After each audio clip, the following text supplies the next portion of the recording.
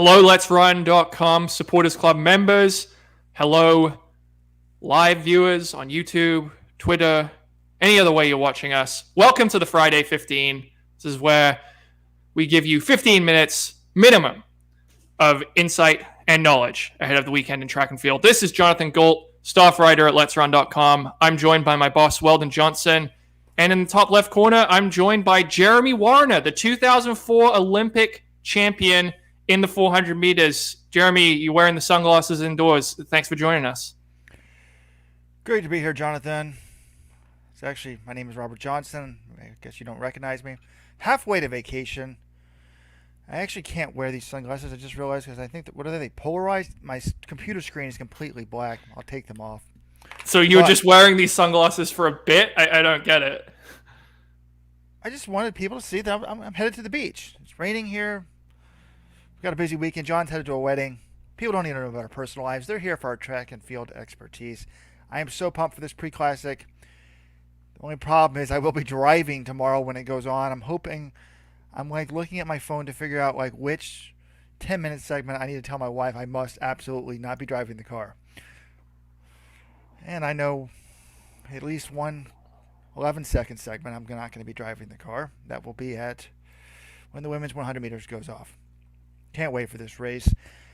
Tomorrow, 4:41 p.m. Eastern Time, 1:41 Pacific. Sha'Carri Richardson versus the Jamaicans. And that's actually disrespectful. I just said it. Sha'Carri Richardson versus Jamaicans. This should be Elaine Thompson-Herah, Shelly Ann Fraser-Price versus the American, versus the arrogant American, versus, who's got the accolades, who doesn't? It's kind of amazing how Sha'Carri's on the Today Show this morning. She's getting all the hype. Does she deserve it? We'll find out tomorrow.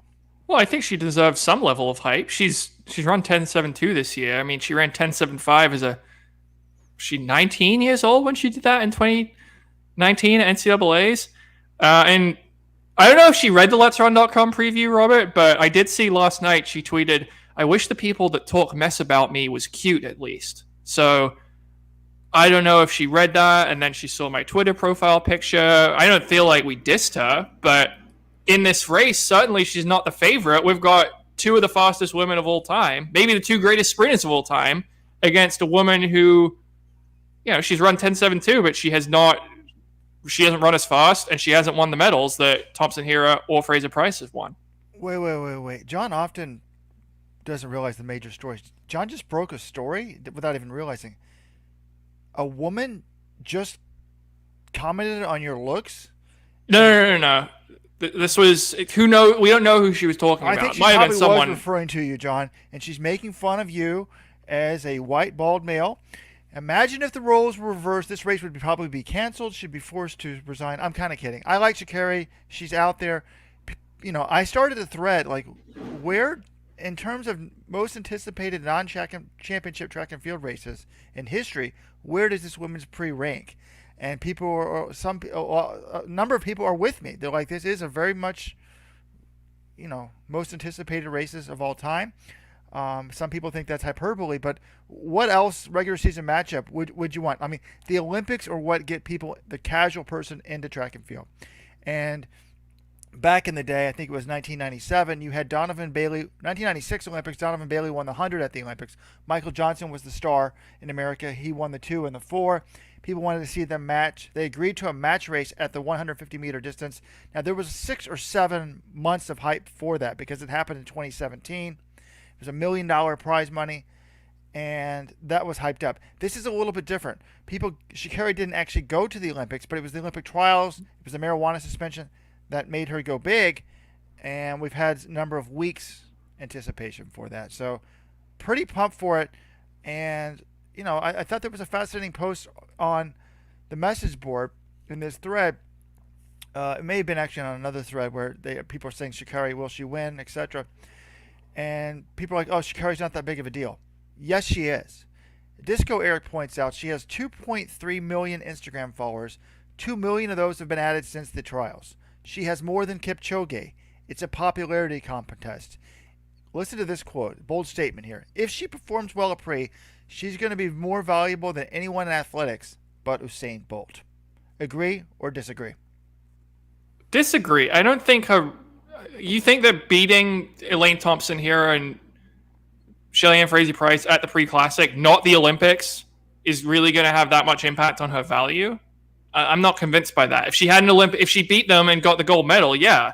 Right now, I don't think beating the Olympic champion in a Diamond League is going to transform her level of popularity. She's already very popular. Thanks for the introduction, guys. John's got a good point. She's already super popular. I'm the Today Show watcher. Missed the day. Parents are in town. But she's hugely popular. I don't know. I feel like, but whether 2 million Instagram followers relates to a lot more people watching the race will be interesting. It'll be interesting to see the viewing for this. Track and field, in my mind, actually compared to other sports, does pretty good on TV when it's on national broadcast. That's one of the undersold stories of the sport.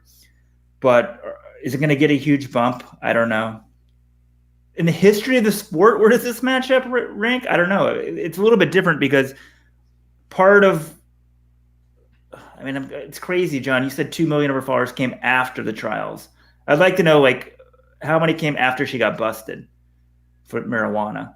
But she'd already, I felt like, started to establish at the trials the story of her mom dying, her just sort of raw emotion, a name for herself.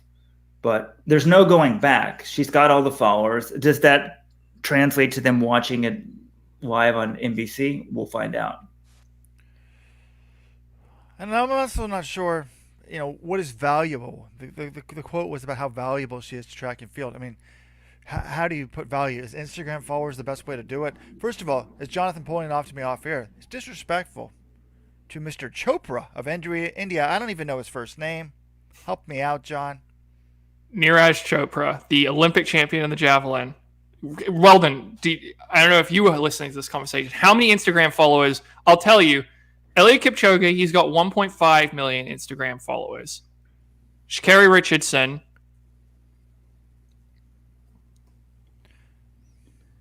has 2.3 million. How many do you think Neeraj Chopra has? What does Bolt have? I'll look that up real quick. But I'm going to go 12. 12. Whoa, 12. So Bolt has 10.5 million. No, you're a little overshooting Mr. Chopra's popularity, but he has 3.7 million, which is essentially Kipchoge plus Richardson combined. That's pretty crazy. But of course, there are a billion people in India. I feel like we're playing into the younger generation. Younger generation, if you're a young person, please don't judge your life and how many Instagram followers you have.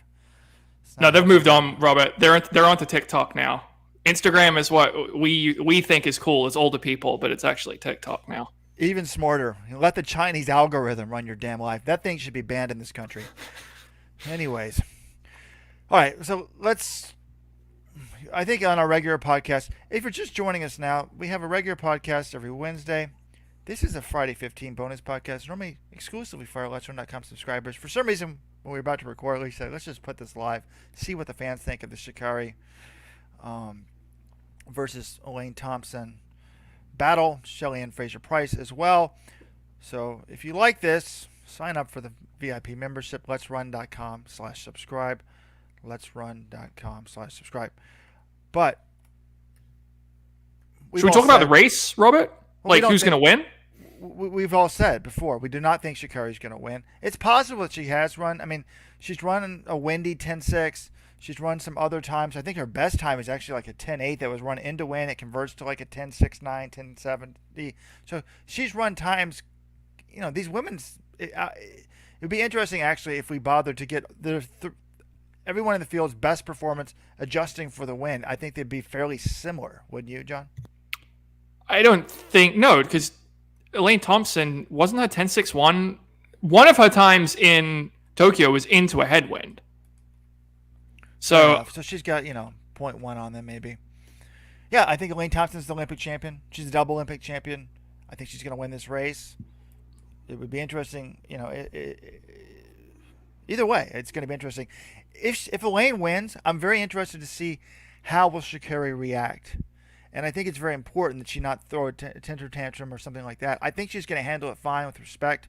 I mean, people don't understand. I do think there is some bad blood between these women in the sense of, when Shelly Ann Fraser-Price achieved a lifelong goal of running 10.6 earlier this year in June, Sha'Carri Richardson put out a tweet. It says, "How do y'all like me now?" Like taking credit for it, basically. So that's going to run them the wrong way. Now, when the three swept the Olympics, um, you know, so the actual tweet on June 4th was, "My president in this track game is making history happen. No need for a thank you." I mean, imagine if you're the greatest women's sprinter in history and you run a PR and then you've got some upstart, 20-year-old American taking credit for it. But after the Olympics, Sha'Carri took the high road, and I expect her to do this at Pre-Classic if she loses or wins. Well, if she wins, I expect her to have a complete preening for quite some time. But congratulations to the ladies of Jamaica for the clean sweep. Powerful, strong black women dominating the sport. And that's what I do think one of her appeal is. Sha'Carri's very much into women's empowerment, black empowerment, and she's very honest and raw about that. So I just think it's important that she did recognize that at the Olympics. If she loses here, she needs to be very respectful to the Jamaicans. Well, I just want to say, it seems like we're coming off a little negative about Sha'Carri Richardson. I don't. It's certainly not the case. Not the way I feel. I think that her tweeting and being on Instagram and all this stuff, I think it's great for the sport. She's really exciting. People love her. She's a character. I love that she can be unfiltered at times. And yeah, I can't wait to see what she does against these women. And I can't wait to see what happens after the race. I do think Thompson Hero, you would think, has to be the favorite just based on how she ran at Tokyo. She also beat Shelly Ann Fraser-Price, remember, in Hungary in the lead up to the Olympics. So if she's still healthy, if that Achilles problem isn't bothering her, she should win. I think Shelly Ann ran really well in Tokyo, just got beat by one of the greatest 100 races we've ever seen. And then I expect Richardson, I think she'll beat Shericka Jackson for third, but Shericka Jackson's run 10.7 as well this year. Like, it's a loaded field. That top four is better than the Olympic top four. Yeah, I think she's amazing for the sport. And there's a great post, though, here on YouTube from Malik Paragon. Most Americans don't understand. We Jamaicans have a disdain for Sha'Carri. So I think she's great in the promotion, but there is a segment of people, and apparently, Malik, please explain why you don't like her. But there is some people on the message board, a very small percentage, they're like, look, she's arrogant. She talks a big game. Some people are old school. They don't like that. Malik expands. I personally don't have an issue with her because I understand her role in the sport. So, Robert, can you read that tweet again? I mean, that tweet was more disrespectful than I thought. I mean, after the Olympics, she said some nice things. I think this is great. What do you guys think is better for the sport? If Sha'Carri gets beat or if she wins the race? Oh, I think it's more interesting if she wins. Way more interesting. Yeah, it's weird though. I kind of want the young kid to get beat, kind of put her in place. And I don't know. I don't watch sports and only root for the Americans. This isn't the Olympics. You can root for who you want to. For me, I'm a journalist. It's like I root for some, random guy from some other country all the time. Yeah, if she wins, the rivalry gets better. If she loses, there's still the rivalry, but they'll probably meet up at the Diamond League final this year. This is just getting going. But I love the tension. I love a little bit of bad blood between them. That's what sport needs, rivalries. I mean, yes, and why should the Jamaicans like her? I mean, she just comes on and she runs fast. But the one thing John, you're not giving her credit. She could easily win this race. You're acting like it's a foregone conclusion that Elaine Thompson beats her. I mean, Elaine Thompson, again, just ran 10.61 at the Olympics. That's incredible. And we're saying, how do we think this track compares? If we're saying the Olympic track, Haywood Field, is it faster than the Olympic track? Because if it is, could she come here and run 10.5? Elaine Thompson, I don't think it's a foregone conclusion, but I would say the odds of Sha'Carri winning are maybe 1 in 10, and the odds of either Shelly Ann Fraser-Price or Elaine Thompson, you think combined, they have what do you think the chances of them winning the race is? I think it's 1 in 10 for Richardson, and maybe that's generous.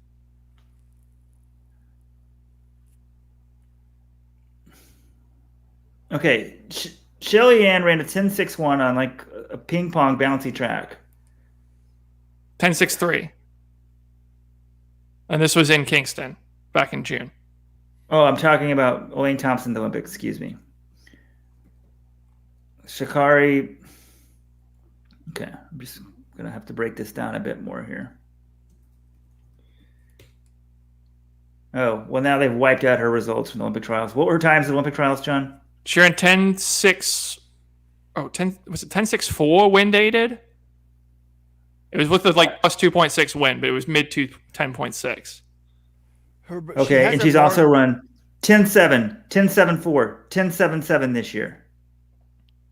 Now, do you want to discount that because that's on the?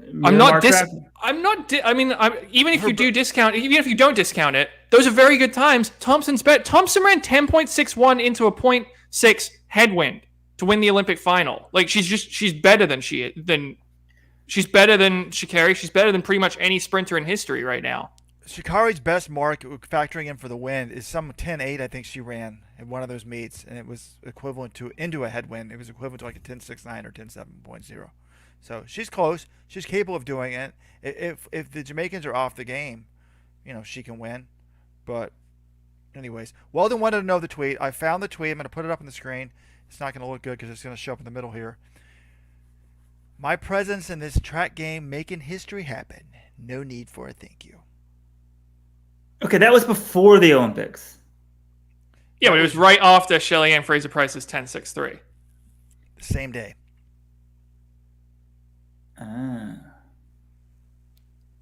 Okay. We've gone 15 minutes here on one race. It is a very exciting race. Like Robert said, one of the most hyped non-championship races since we started the site. But there are a ton of other good races at Prefontaine, so I think we should get to them. Outside of the Women's 100, which 4:41 p.m. TV Eastern Time, appointment TV, what other race are you most excited for, guys?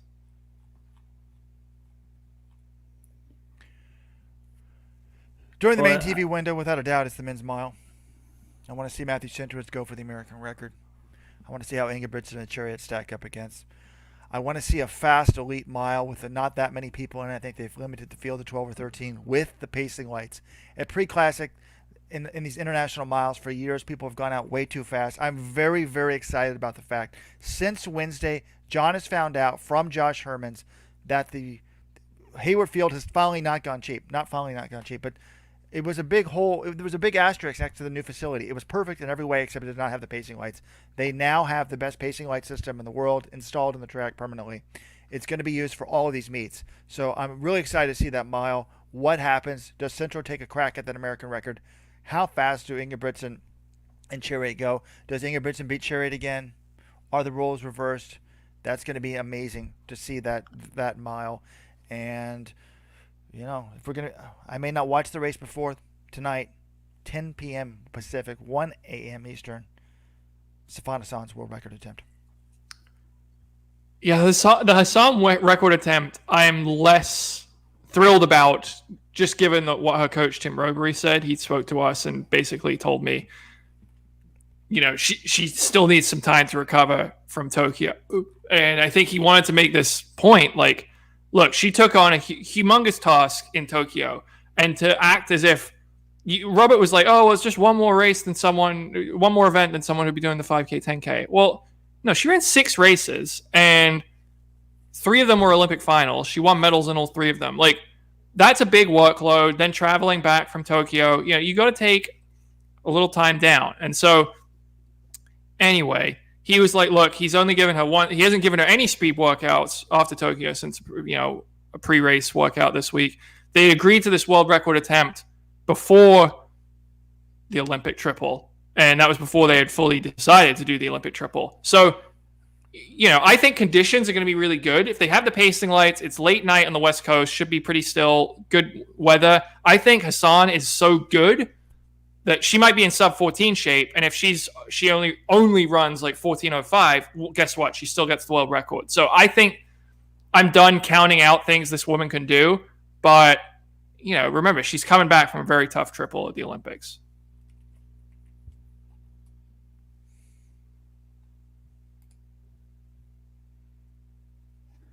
Guys, I just found, I think it's like the bet of the day. I was trying to see if there's betting overseas on the Sha'Carri race, and I couldn't find the Sha'Carri race, but I found this, putting the screen up right now. Not sure what website this is. You're going to have to zoom in bwin.com. there, Weldon. Can't see what you're saying.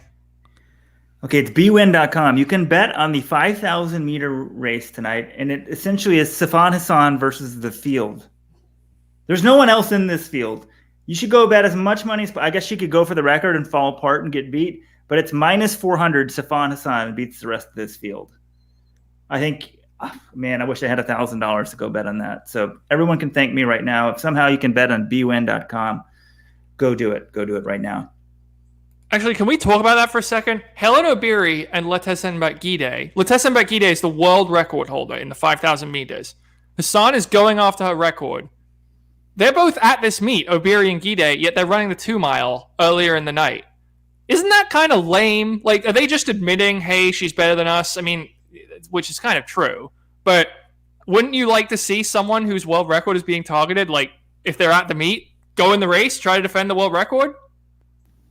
John, that's assuming. How do you even know that they have the chance to be in the race? Nike might want to. This is the woman who tripled at the Olympics. This is her chance, and they're not letting the other people in the race. I agree. So can we reach out to the agent? I think maybe this is more of a problem. She's not allowed in the race. So, well, they have the same agent, Sifan Hassan and Gide. It's Josh Hermans for both of them.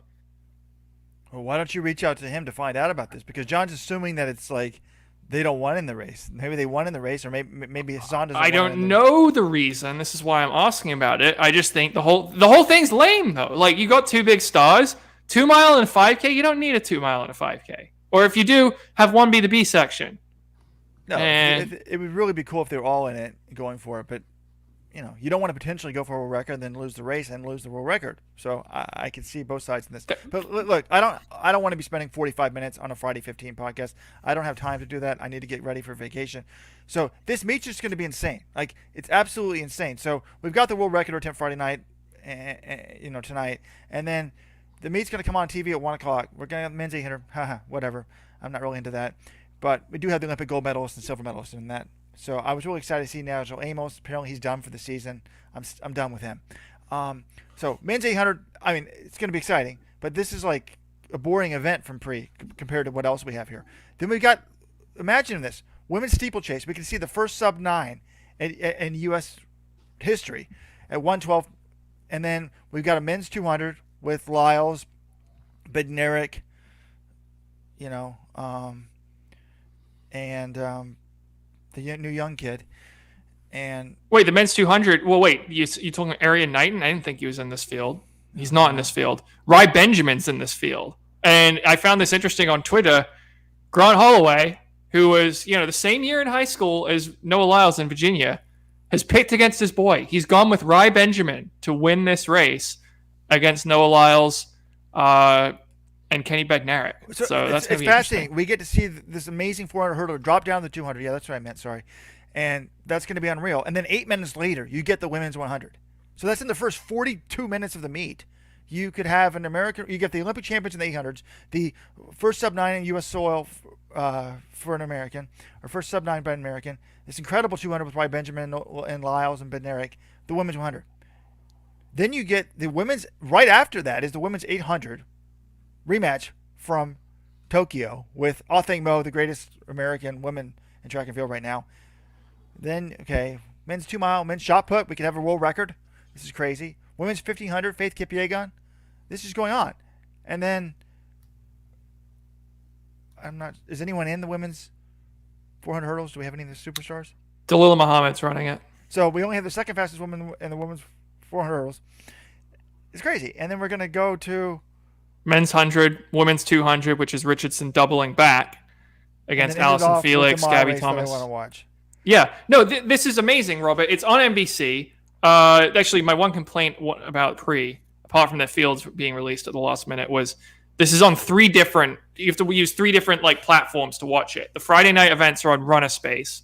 Then the early Saturday session, the first half hour, starting at 4 p.m. Eastern time, is on Peacock, and then 4:30 to 6 is the TV window on NBC. So it's a little confusing. It's not ideal, but Peacock's actually pretty much, I would say it's $5 a month. It's worth it. You get all the Diamond Leagues.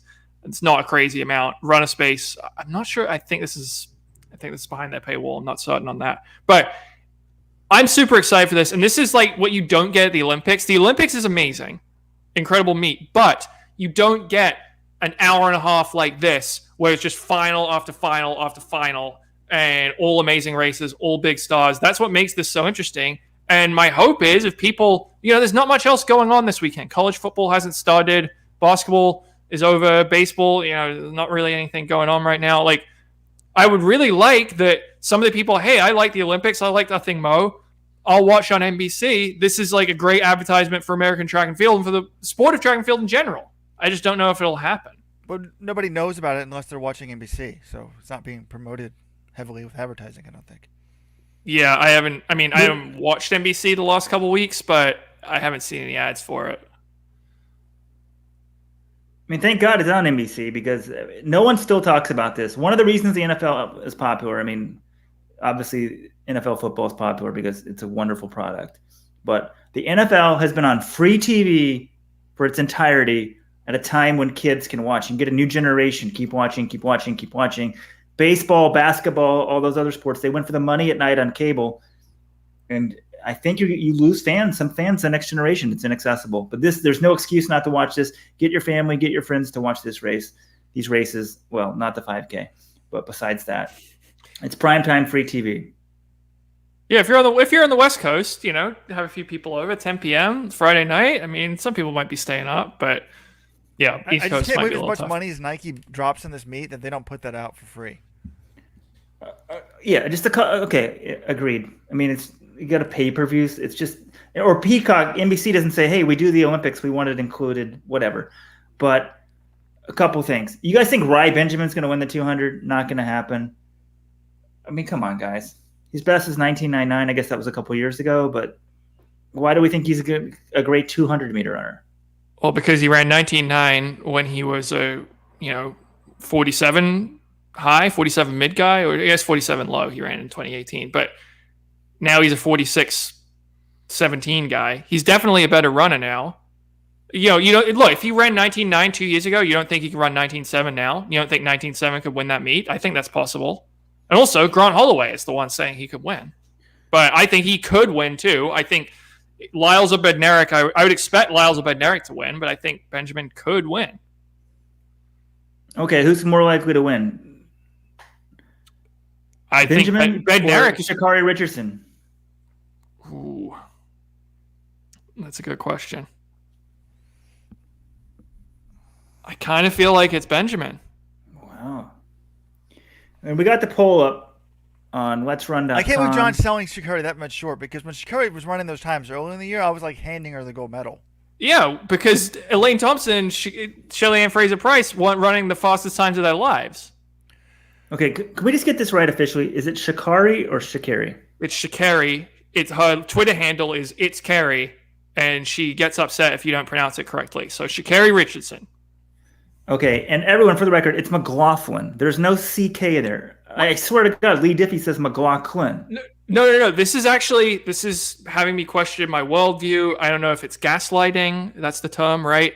I hear McLaughlin a lot on these broadcasts, and then I'm like, I've never actually asked Sydney how she pronounces her last name. I thought every person I know who has a name like that, I had a kid in high school I went to high school with called Sean Laughlin, and it was spelled the same way. We always say Laughlin, but now people on the TV calling her McLaughlin. I think we need to confirm this. This is going to be a question at the New Balance Indoor Grand Prix press conference next year. How do you pronounce your last name for the record? I don't know. I've never heard of McLaughlin being McLaughlin. Shout out to Michael McLaughlin, good friend growing up. But we've got the poll up on the homepage right now. Just went up. Who wins the 100 at Pre?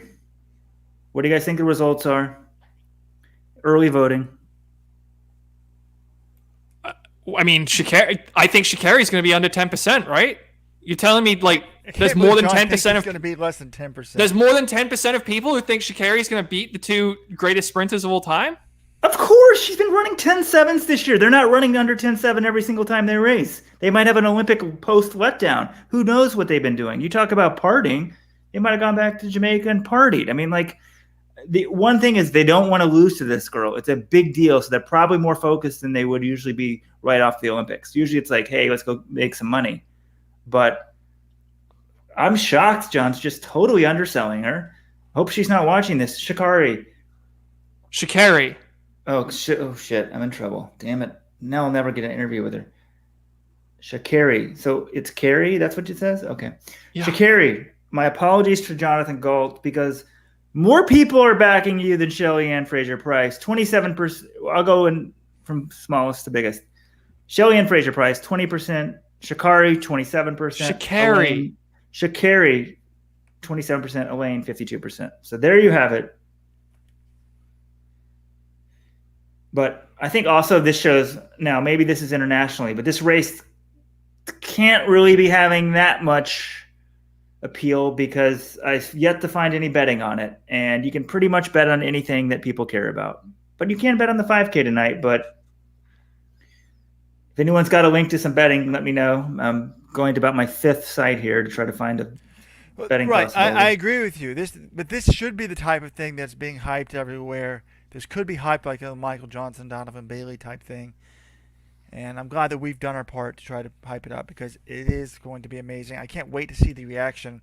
Someone's going to be devastated here. There's going to be a sting to this loss to whoever doesn't cross the finish line. First, all right, guys, men's mile predictions. American record, yes or no? And do we see a winning time faster than 3:46.91? No one has run faster than that since Alan Webb set the American record a long time ago. No American record for Centro. I feel fairly confident in that. I mean, I like watching Centro run, but look, he took a crack at it a few weeks ago in Portland, ran 3:49. Even if the pacing's better, I don't think there's 3 seconds in there, and he didn't even make the Olympic final. So he's going to now go out and run 3:46? I don't think so. Which is more likely since you've given Sha'Carri a less than 10% chance of winning the women's 100? Centrowitz gets the American record, or Sha'Carri wins the women's 100? Sha'Carri wins the 100. Okay.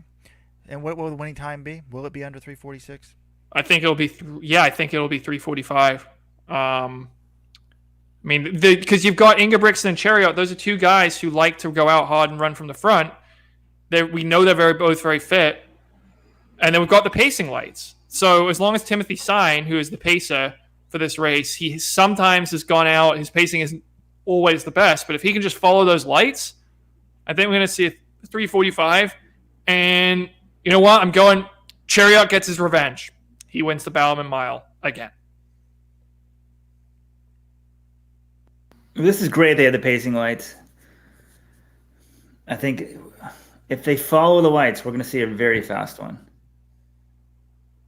Man, John just keeps underselling the American record, but why should Cry Me Once? You know, it's like Centro's been saying how great and fit he is this year, and we haven't really seen it. So, God, the record's pretty fast. I don't think he gets it either. I'd love to see him get it. I want him to get it. I think for American distance running fans and for Centro, he gets the record, you know, has a tremendous next season. You got Eugene 2022. That's personally as a fan what I want to see. But in terms of winning the race, I'm still going to go with Ingebrigtsen. I think he's got the upper hand right now. I just want to, I mean, that's certainly a valid point. I just want to put this in perspective. So 3:46.91, according to World Athletics scoring charts, that converts to 3:30.24 for 1,500 meters. That is faster than Matthew Centrowitz's PR. So you're telling me Centro has to run the fastest 1,500/mile of his entire life. I guess he did run the fastest mile of his life a few weeks ago, but he needs to run the fastest. That was, converts to about 3:32, 3:33, 1,500. You're saying he has to run the fastest of his life coming off where he couldn't even make the Olympic final in a race that went fast. I just don't see it. Yeah, most likely not. They will have pacing lights for this one, which is going to help. I think the pacing, hopefully with the lights, I think that's sure we have super shoes and all that other stuff, but the pacing lights is just such a game changer. But it's hard. The problem is this is a mile. They're starting right on a turn with 12 or 13 guys. Let's hope that they don't fight. Let's hope there's a pecking order and they say, Timothy, Ingebrigtsen, whatever, you goes right behind the rabbit. Everyone just get in line. We don't want to be fighting because they'll go out too fast, not be able to find the light for the first turn. Um, I think it's possible that he does it, John. I mean, to be honest, I would expect him to be able to do that in a theoretical sense because he's got the super shoes. When he was running 330 back in the day, he didn't have the super shoes. But we haven't seen anything close to 330 even with the super shoes the last couple of years from Centrowoods.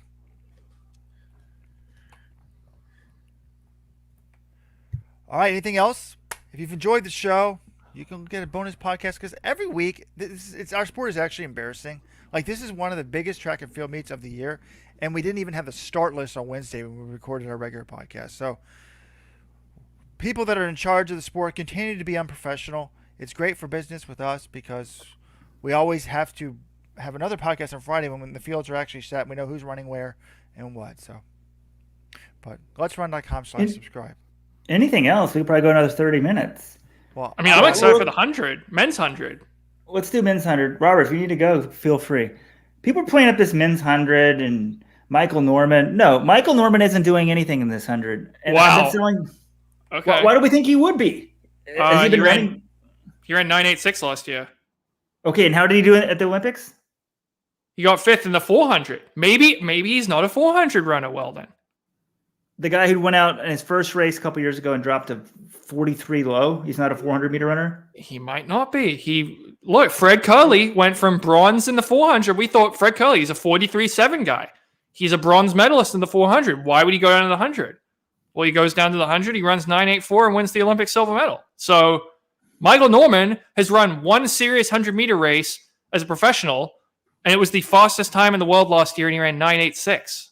I mean, that's pretty good. I get it, but that was last year. He doesn't seem to be in form in anything this year, so I just don't expect big things from him.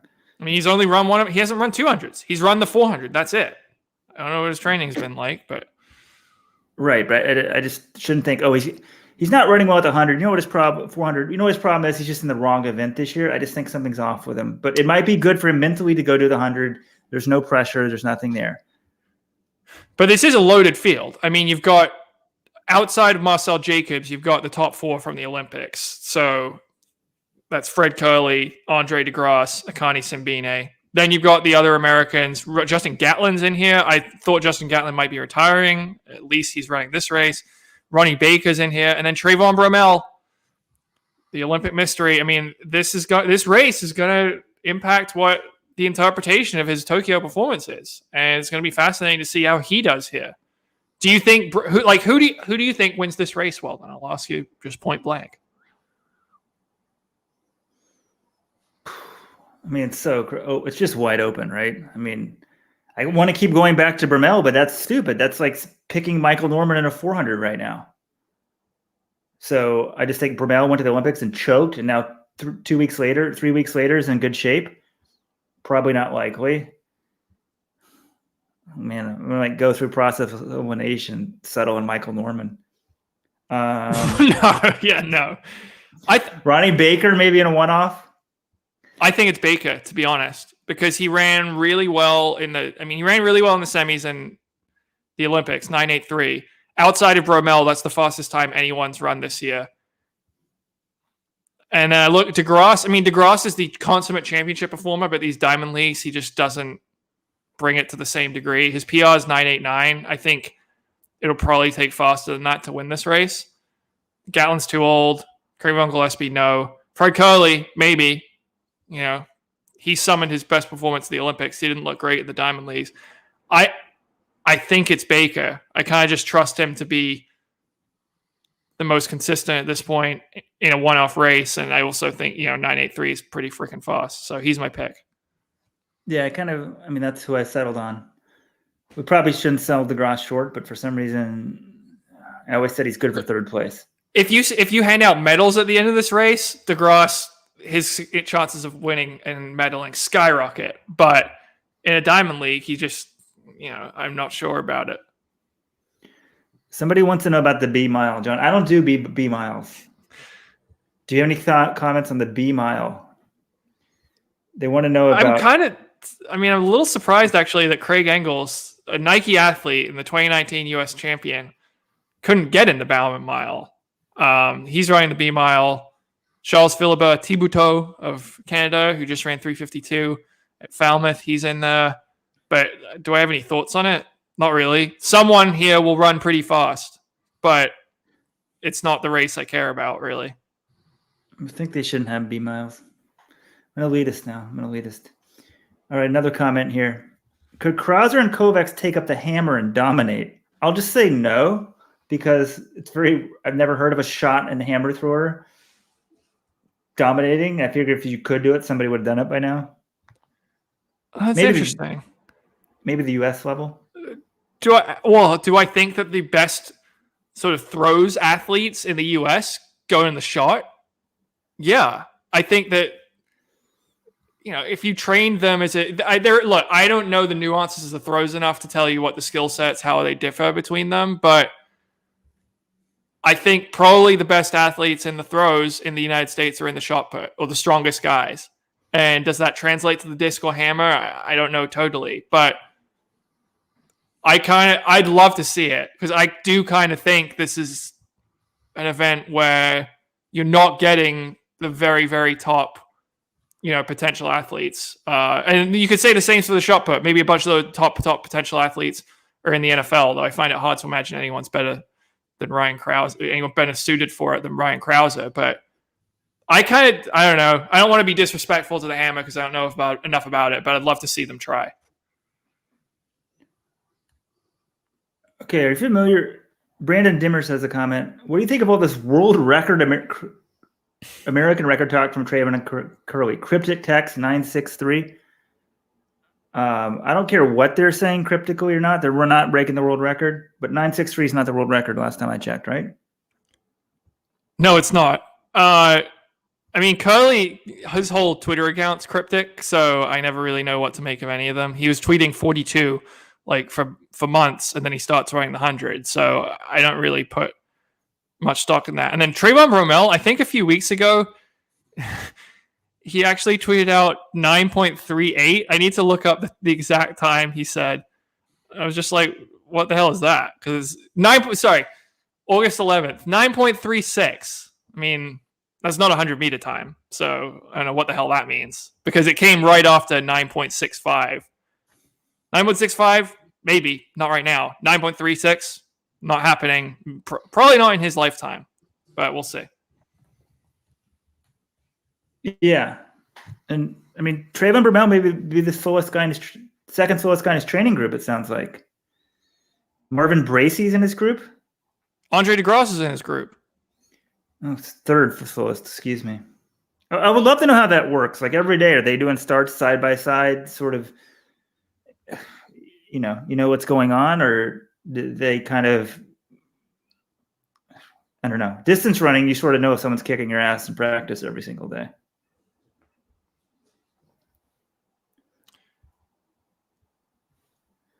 Oh, do we want to talk men's 2 mile real quick? I'm pretty excited by this event. You've got Chalimo in there. You've got Joshua Chep. You've got Olympic 10K champ against Olympic 5K champ. Joshua Cheptegei and Salomon Barrega. And then you've got Jacob Kiplimo in there as well. Bunch of Americans, Grant Fisher, Woody Kincaid, Joe Klecker. Good to see Grant Fisher in there. He had a pretty serious calf injury in Tokyo and wasn't even sure if he was going to continue running, but ran 9th in the final in the 5K. Now he's bouncing back to run this. So hopefully that's he's healed up. Do you think Barrega or do you think Cheptegei? I think I'm going to go towards Barrega, but I don't want to sell Cheptegei short. People seem to think he can't really kick, but these races they often go pretty fast. I'm saying in a pure kickers race. I think if it's a really fast race and he only needs to run a 55 at the end of the race to win it, or 56, he can absolutely win those. He won the 2 mile the last time they had it at Pre in 2019. So with that said, I'm still picking Barrega because he looked incredible at the Olympics. But that was the 10K. Why do we think he'll win the 5K? Well, the 10K was a slow race. He ran 53 in his last lap. But this is a shorter event. But I still think a Cheptegei. It's funny. I think a Cheptegei is more of a 10K guy. Barrega is more of a 5K guy. Right. You know, That's kind of why I'm saying Borrega will win the 2 mile, even though they won the reverse events in Tokyo. yeah. This one should be interesting. And I know in our preview of this, we sort of said, "Oh, why a 2 mile? It doesn't mean anything." If they should go sub 8. I think with the pacing lights, why should we see a sub 8? And it's kind of crazy. We've only had 2 sub 8s in the history, and they were. I mean, unless you're getting older like me, you don't remember them. They were 1997 and 1998 by Dan Coleman. That's crazy. Like I remember, like, oh, can someone go sub 8 for 2 miles? It happened, and then since then, this event obviously isn't run very often. But like Matt Tegenkamp's at 8:07 is the American record holder. He's number 9 all time, but he's the 6th fastest person. So I think the American record will go, which is the 8:07. Chelimo can get that. I hope they set the pacing lights and they go for sub 8. That's what I want to see. You're saying we should see a sub 8. You're just shortchanging Daniel Coleman, one of the greatest meteoric talents the sport has ever seen. He ran 7:20 for 3,000 meters well done. Like, Cheptegei tried that record earlier this year. He didn't even come close. Sub 8 is a legendary mark. I don't think we're just going to see it just because they have pacing lights now. I need to see, how do I see the World Athletics conversion for that to 3K? I don't know. It's going to take too long. I gotta go here. Well, and we gotta wrap this up. So I'm just saying, if we don't see sub 8, I don't want to see this race. Okay, good riddance to the 2 mile. Okay, I'm trying to think. You think Sha'Carri has a 1 in 10 chance of winning? I think we have more than 1 in 10 chance of a sub 8. I don't know. It's close. I mean, like, yeah. What's his name? Katir? He ran what, 7:24 this year? 7:27. Somebody else ran 7:24. Getting at Wale ran 7:24. Yeah, so like spare guys are running 7:24s. That's definitely a sub 8 equivalent. It's got to be, I think. So we're gonna see it. Mark my words. All right, John. Have a good bachelor party. Rojo will be here for the first time. Excuse me, wedding, bachelor party last weekend. Just never stops with you. Rojo was here. I don't know. He's going to be here in 5 hours or 7 hours. all right. I'm trying to think if I haven't seen him in a year. This might be the longest that we're identical twins. We've been apart. So, well, have fun. Don't fight. oh wow, my parents are here. We can't fight. You know, they'll think All our right. parenting failed. All right. Thanks for listening, everybody. If you want this as a podcast in your feed, go to letsrun.com/subscribe.